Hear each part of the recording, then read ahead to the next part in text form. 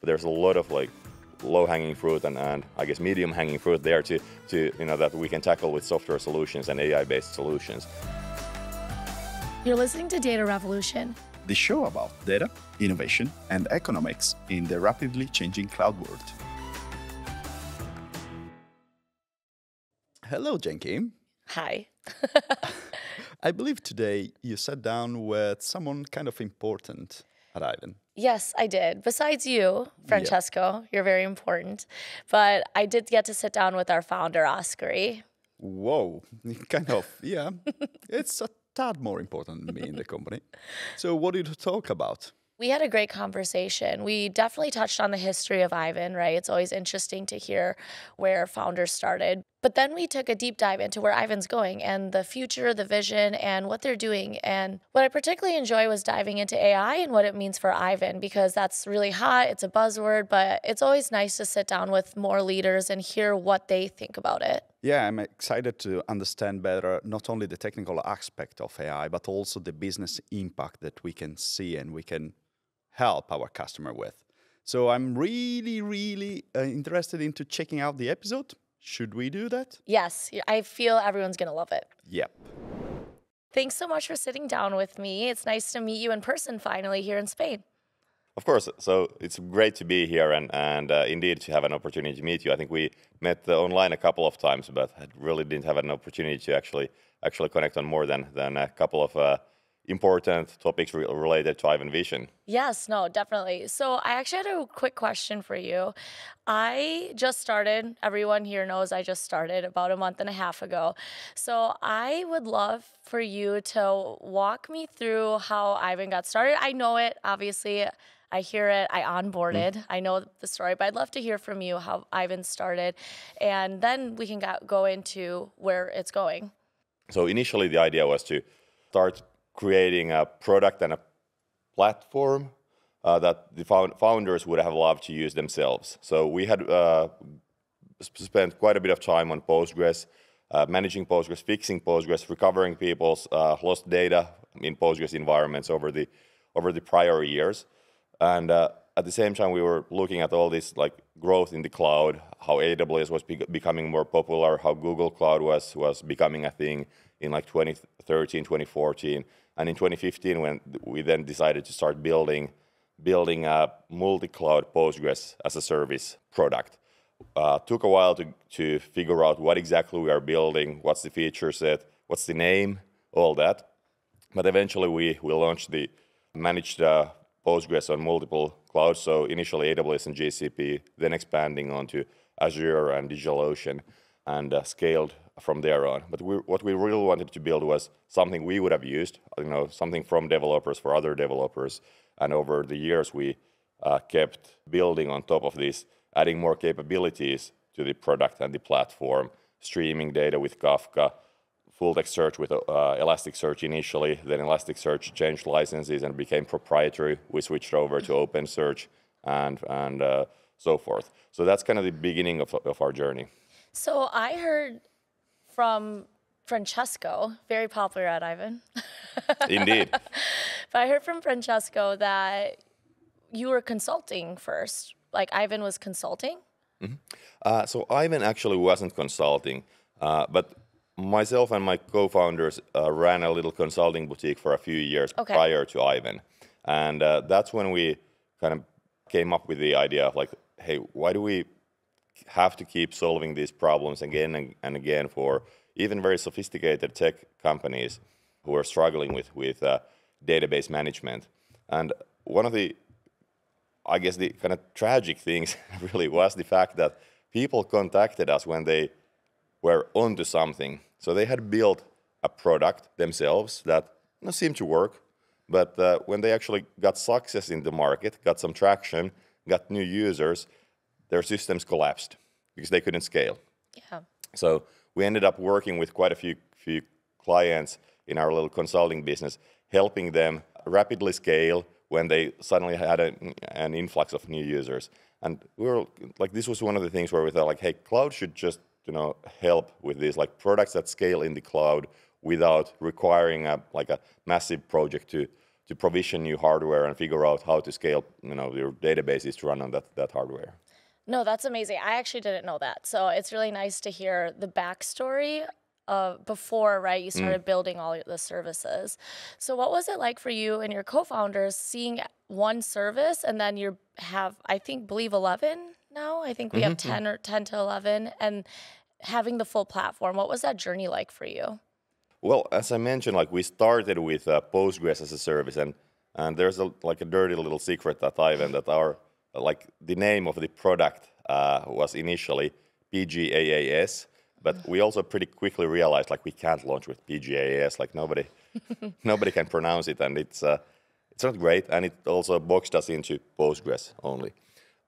I think building a platform with multiple different technologies, multiple different service types was already something we knew we wanted to do. Because to build Aiven in the first place, we needed a bunch of different data technologies. We are using our own Postgres, but we also needed something for streaming data internally, like configuration, logs, metrics, and all that. And we wanted to use Kafka for it back in 2015 when managing Kafka was really a pain in the neck. But that also helped us realize, hey, it's great technology, but it's really, really difficult to manage. So we can provide a lot of value for other people when we manage it on their behalf, so they can just use it. Kafka was one piece. Then we had, I think we had InfluxDB for metrics. We had Grafana for dashboarding and Redis for caching and so forth. And this is kind of the set of technologies that you need to have to be able to run and operate a kind of moderately complex internet application. It's also the same set of technologies that we had been using in our prior projects before Aiven, and pretty much the same set of technologies we had seen other companies use in their products. So always, your relational database, your maybe your key value database or caching layer, your full text search, your streaming engine, and sometimes people use different components for these, but the use cases were kind of the same ones, and that's what we wanted to bring to Aiven, the best solution for each use case. So I have a follow-up question only because you mentioned Elasticsearch and then Redis. And I would love to hear from you your thoughts on the licensing and what you feel about it or how you feel about it. Sure. We've talked a lot about open source at Aiven, and initially we set out to turn the best open source technologies into managed services. Some of it was because, hey, we knew those open source technologies because we had been using them, and a lot of other people have been using them as well. That's how they became popular. But we also realized, some of these products, although they were open source, they were not community-led. And of course, we're very grateful for all the companies that have created these, and the individuals like Salvatore, who's originally created Redis, for creating this cool technology, making it available to the rest of us, and allowing sometimes the rest of us to also collaborate among those projects. But some of these projects, like Elasticsearch, like Redis, have been owned by corporations instead of foundations, and you kind of see the upcoming conflict there when, with the emergence of cloud and growth in the cloud, I suppose people are also realizing open source by itself is not a business model. And if you have a corporation that owns a specific project, owns the trademark, owns the IP, sometimes requires all the contributors to sign a license agreement that gives them all the rights. There's going to be a time when the status quo has to change and shift. And what we love to do at Aiven is to work with the community-led open source projects. So there may be something like Kafka, where of course you have the Kafka creators, are the same people who founded Confluent. A lot of the contributions to Kafka project are still coming from Confluent, but it is an Apache Software Foundation project. And we have committers at Aiven for Kafka. There's committers and contributors to Kafka from so many other companies. So I think that's a really nice and healthy open source project. Sometimes things change, and then we at Aiven try to work with the community-led projects. So, for example, with Redis, in response to the license change, a Valkey project was launched by the Linux Foundation, and Aiven is one of the companies that are backing that launch, and we were indeed part of the launch announcement last week, I think. Yeah, it was last week, and Yeah. I'm glad you mentioned it because I was going to ask you next about that. So Yeah, you saved me of a course. little time. So I want to transition a little bit. We talked about open source just now, and then the license changes and how it's important to contribute to the community. So what I want to ask next is the EverSQL acquisition. So I want to shift gears a little bit and start talking about that and AI. Yeah, so last fall we acquired a startup called EverSQL.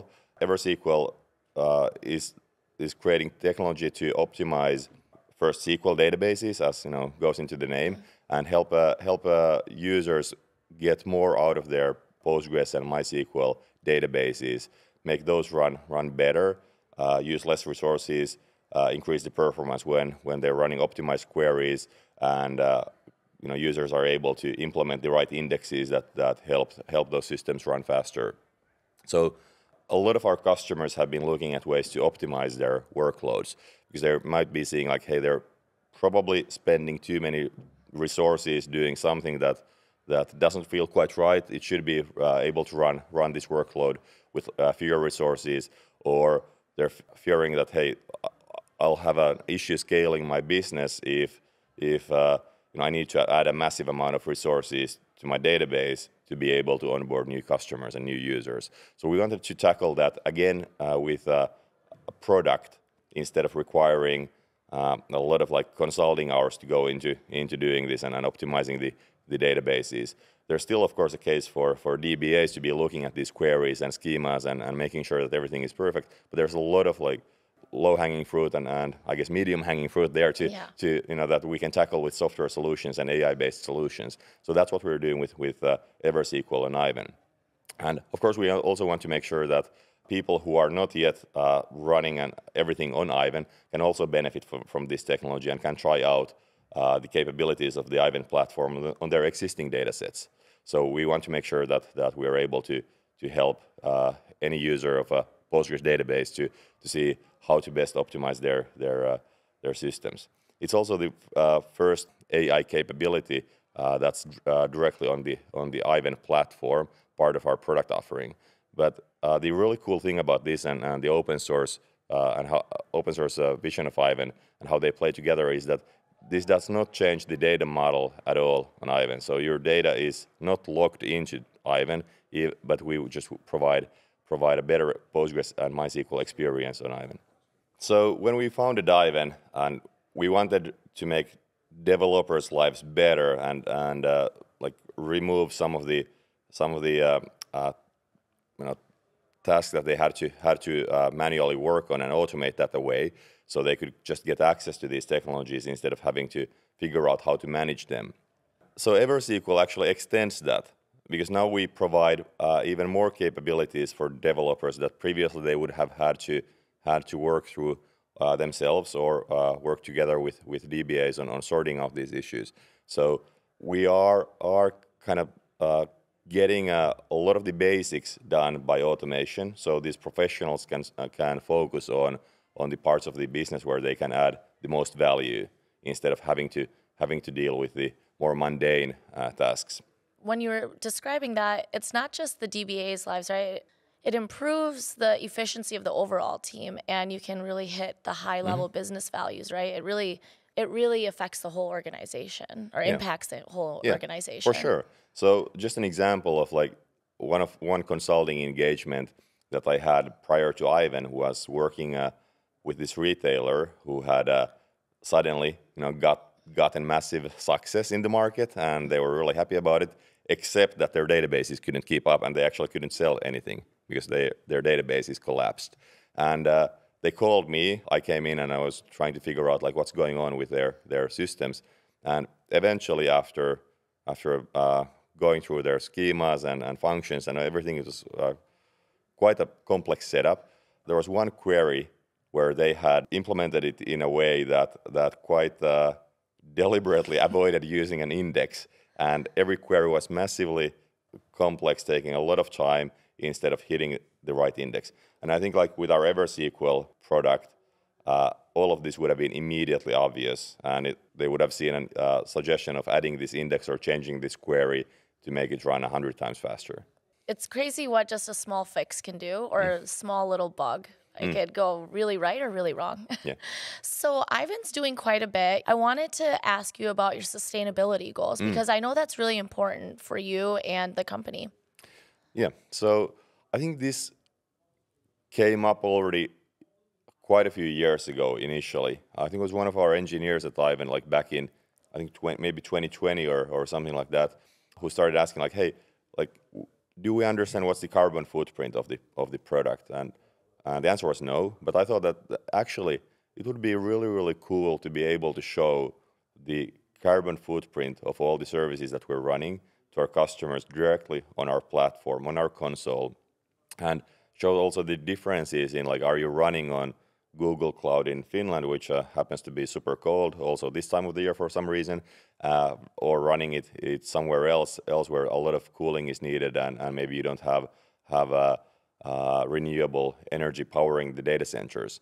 And it took us a long time to make progress on this track, but it was always in the back of my head, and I sometimes spoke about this with some individuals, and eventually we started making progress on this track. We also started to hear about it from our customers, who were asking us to be able to support them in their sustainability reports, and giving them visibility into the impact of all of their like data services that they're running with us or with somebody else.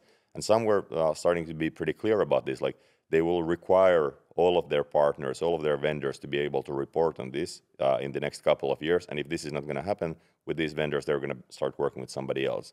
So I saw that, hey, this is something that we really have to address.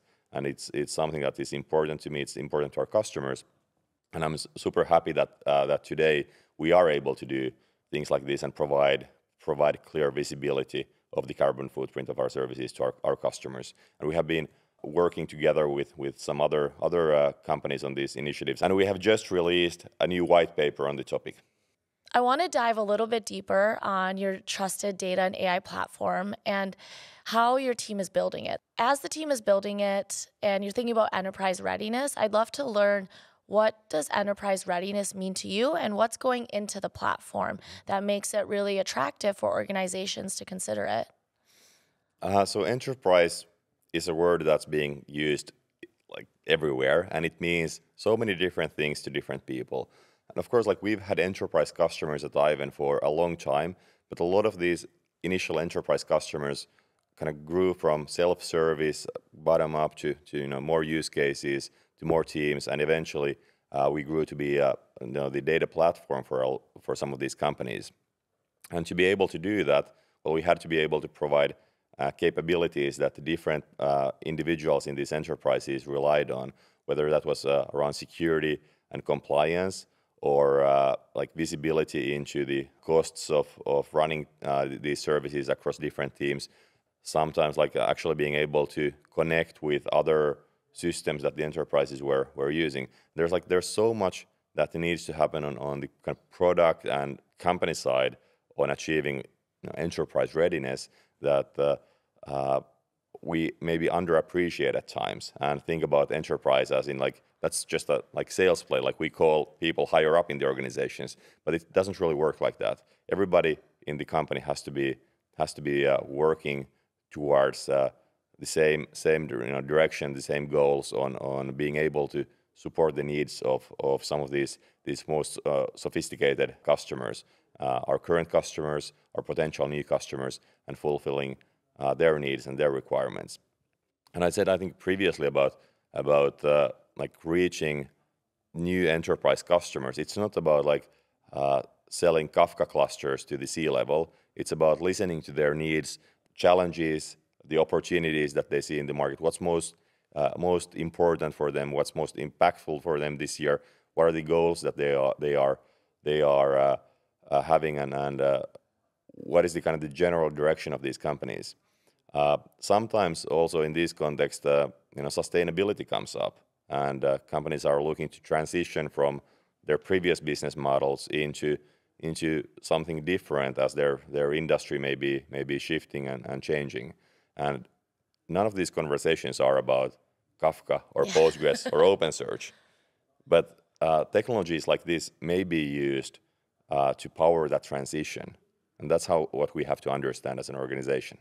No, thank you so much for walking me through that. I like to get everyone's take, right? Everyone has, like you said, their own definition. So try to ask folks when I see them. Not on the street. I just don't run around asking. Okay, so as we've been talking, the word trust has been coming up a lot. So I'd love to know what that means to you and what that means to Aiven. So my background is in information security. And when we started building Aiven, it was pretty obvious to us that we have to get certain things right for us to be able to work with any customer in managing and storing their data on their behalf. Customers are trusting us with their core assets, their data, and we have to take good care of that. So we have to, of course, get all the technical controls right. We have to make sure the data is encrypted. We have authentication and authorization and auditing figured out on our platform, and we're able to fulfill the needs of our customers on these fronts. But importantly, we also have to be able to get the right certifications for Aiven. So we have third parties validating that we are doing things the right way and we are worthy of those certifications, and we can help our customers also stay compliant. If we don't get these things right, if we fail a certification, we're going to lose the trust and the business of some of our most crucial customers. So I know I started with open source, and we were talking about that, and then we started talking about EverSQL, which is the AI side. I'd love to hear from you, how does this all come together for the future vision of Aiven? So when we started building Aiven with the mission of empowering developers, making their lives better, we then evolved it over the years to be the trusted open source data platform for everyone.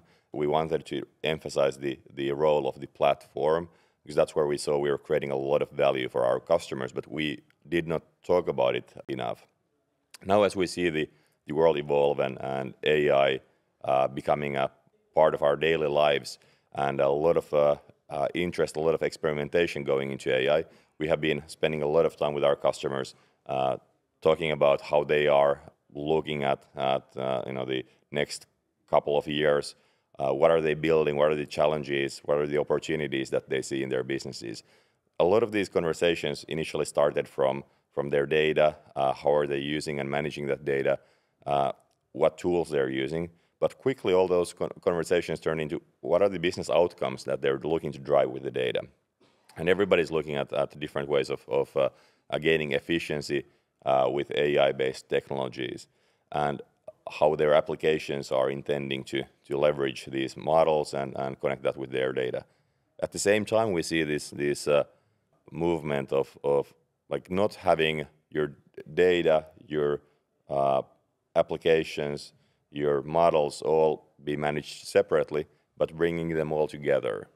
And this was indeed also, I think, pointed out in a couple of presentations I saw from some banks and some public companies on their expectations in the next couple of years, where actually the applications and AI are moving closer to the data instead of the other way around. And this is, of course, a great opportunity for Aiven to help our customers really use these new technologies directly with the data that they're already storing with us or somebody else, and getting things much closer together. So that's why this week at Crab Week, we started talking about your trusted data and AI platform, how we intend to bring everything together on Aiven. So I have a follow-up question. So I did meet with Bob, our head of platform at Aiven, and he started walking me through in much greater detail BYOC and bring your own cloud. But I wanted to get your perspective on it and how that can help organizations and leaders really optimize their business. Mm-hmm. So bring your own cloud allows our customers to run all the Aiven technologies on the cloud accounts that they own, on AWS or GCP, Azure or Oracle Cloud, and so forth. So we don't have to run everything on our side, and that can be helpful in multiple ways, because for large customers, they may have already different kinds of agreements with their hyperscale cloud providers that give them perhaps better discounts or access to other technologies or new pre-production products and things like that. And by running on BYOC environments, our customers can benefit from the Aiven services, which run just the same way on their BYOC environments as they would run on the like native Aiven side, and then connect that with the benefits they're getting from their cloud providers. So sometimes if they're looking to, for example, use native Google Cloud AI technologies, this can be quite helpful and can reduce the costs for them quite a bit. Yeah, and they can also use their committed spend as Yes, well. yes, Yeah, so yes. that's a big advantage too. Another question that I have on the platform itself is, you said data and AI platform, your trusted data and AI platform, and you mentioned that EverSQL, the AI database optimizer, is just the first feature that's coming out. What else can we expect? When you look at Aiven, so we are basically providing tools and a horizontal technology. So there's so many ways that you can, use our technology in different use cases. And when we think about AI is also like a horizontal use case. It's not just like one thing you do with with AI. Although sometimes I feel like that's what people are expecting it to be, like a magic one that like makes everything better. I don't think we're seeing that yet. But when we think about AI at Aiven, it's so we have like vector search built into our Postgres and OpenSearch products. So that's one thing that companies are using and experimenting with. Then there's like AI-based like improvements to our products, like EverSQL, which is an AI technology that makes existing Aiven products better for our customers. Then there's the new serve capability that we're building on Aiven to allow customers to connect their data with other AI-based technologies and models and whatnot out there. So we can think about AI at Aiven as in like AI within Aiven, AI with Aiven, and AI on Aiven. And there's a lot that we can do on all these different fronts. And frankly, we're still pretty early on this ourselves, and we're looking to build much more this year. I feel like everyone's still very early. It's been a buzzword. I feel like everyone's talking about, but everyone really is in that R&D stage. A lot of companies are, so it's exciting, but it is a lot of unknown. Mm-hmm. But it's fun to move forward. So another question I had, just as a founder, and this is just a personal reflection kind of question, but what's one thing that you have learned through your journey that you would tell other founders or other folks growing their business, or they're trying to take their business in a new direction? So much, I guess. Like every day when you're building a new company, like when you get started, there's a massive amount of challenges, and that can be quite overwhelming.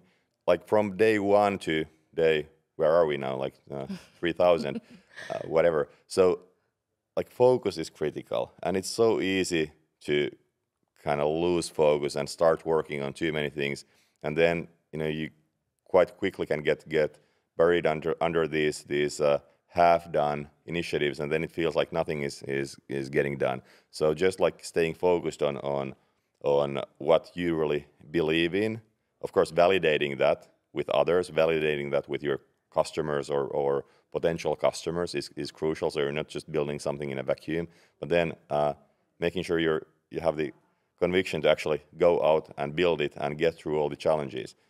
It's kind of, I guess, a cliche, but one thing that keeps getting repeated is that the people and the companies and the founders who got somewhere versus the ones that didn't, well, the difference is that the ones who got there didn't give up. Yeah, no, 100%. So how do you manage the stress? Well... At Crab Week, you come to Crab Week. Yes, once a year I get together with the whole team, and then I'm not stressed at all. Oh, that's perfect. Everyone should do it. Yeah. Follow-up question I have is, can you tell folks the meaning behind Crabby, the crab? I think we started with talking about how we started building this thing that was called PGaaS. Mm-hmm. Of course, we can't launch with something like this. Yeah. So we had this list of maybe 100 things that we wanted to tackle before we have our first product out, our MVP out. Number one was like naming, and number two was like the visual identity, like how should all of this look and feel. And then there was like a bunch of technical features. I had some pretty good ideas of like what kind of a like look and feel I would like to have for Aiven, or what became Aiven. Mm-hmm. But I hadn't thought of a crab and all that. So we tackled all these technical issues, and we were working with a tiny creative agency in Helsinki where we got started, and they listened to our thoughts, which were kind of random and all over the place, to be frank. And with 4 founders, we had a bunch of different ideas here and there, and this agency was quite patient and listened to our thoughts, and then presented us with several options, and some kind of abstract designs, and then there was the crab. And I remember when I first saw the crab, I was like, wow, this is kind of cool, but I'm not sure if we can proceed with this.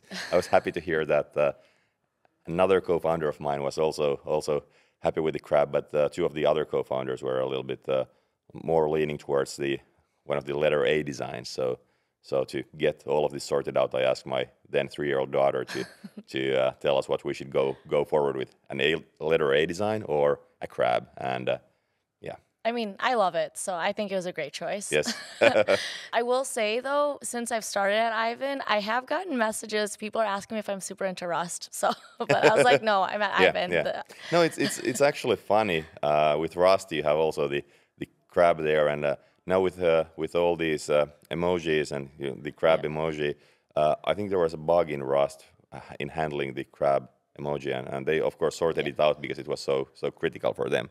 Yeah. Thank you so much for walking us through everything from where you started, where Aiven's going, and I'm really glad we got to sit down. So thank you for taking the time. Of course. Thank you so much. Great conversation. Okay, this episode had a lot of topics. What was your favorite topic? My favorite part talking to Oskari was the vision and how the goal of making developers' lives better, it's still the underlying foundation of everything that they're doing. So it was interesting to see, because companies do change like vision, or they try to pivot, etc. But the evolution of what they're doing and building the platform, and then bringing in EverSQL to optimize database, like making it easier, right, to optimize databases.